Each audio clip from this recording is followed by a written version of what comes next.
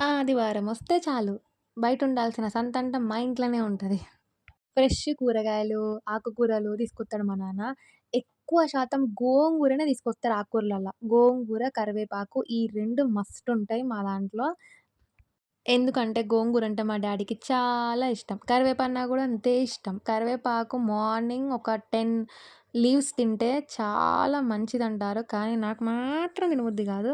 కానీ మా నాన్న మాత్రం తినాలి, తినాలని జెప్తాడు. చూడండి కరివేపాకు మంచి స్మెల్లొస్తుందని జెప్తే తీసుకున్నాడు. గోంగూర పచ్చడి ఆంధ్ర మాత అంటారు.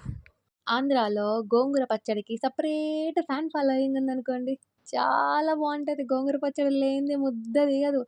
చిక్కుడుగాయలేంట్రా బాబు! నా వేళ్ళ కంటే పెద్ద పెద్దగున్నాయి. దోసకాయలంట మా నాన్న చిన్నప్పుడు దొంగతనం జేసుకొనొచ్చేటోళ్ళంట పొలాలెమ్మటి. అదే జెప్తాంటే దోసకాయలకు ముద్దు పెడతాండు. ఫ్రెష్ బెండకాయలు. అగో చూడండి చిక్కుడుగాయలు ఎంత పొడుగున్నాయంటే అంత పొడుగున్నాయి. నా చేతుల్లో గూడా ఇంతింత పొడుగున్నాయన్నమాట. ఇంకా మా డ్యాడీ గోంగూర కోసాడా, మా డ్యాడీ గోంగూర కోసాడు. మా నాన్న మెడలు పోయినాయి పాపం. అంతే ఇంకా. ఈ చిక్కుడుగాయలని ఫ్రై చేయాలా, టమాటాలేసి వండాలనేది తెలీదు. గోంగూర కోసేసరికి మా డ్యాడీకి దోల తీరిపోయింది. 1 అవర్ పట్టింది పాపం. మెడలు నొప్పులేస్తున్నాయన్నారు. గోంగూర పచ్చడి చేయాలంతే.